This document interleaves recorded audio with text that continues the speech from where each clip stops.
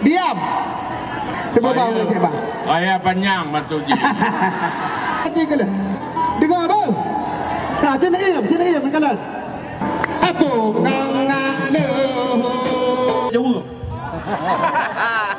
Man Aceh nyo, kan lernya man boh langoi.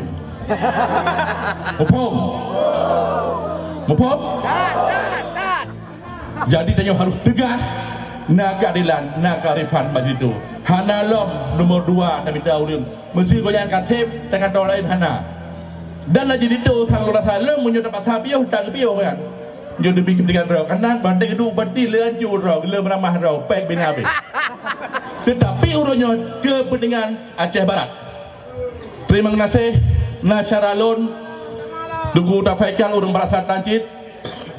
Rognyan silahkan pengurus. Kami persilakan dengan segala hormat.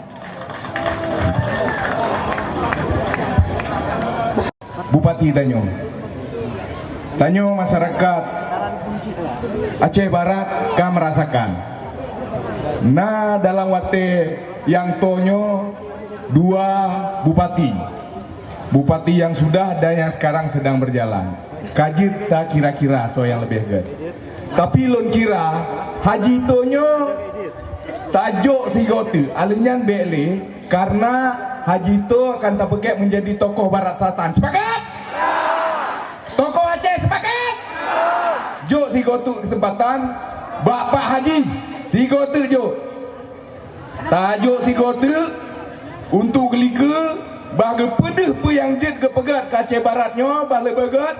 Kemudian tak siapkan untuk jadi tokoh Barat Selatan dan tokoh Aceh ke depan. Siap? Hidup Alaika! Hidup nomor 1! Hidup Haji Tito!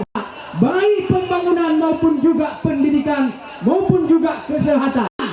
Dalam kita di Aceh Barat sudah mulai menipu masyarakat kita. Di DPK kami sudah melakukan pansus terhadap ijazah palsu dan gelar palsu.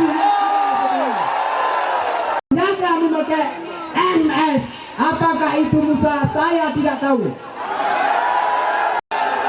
Hidup nomor 1.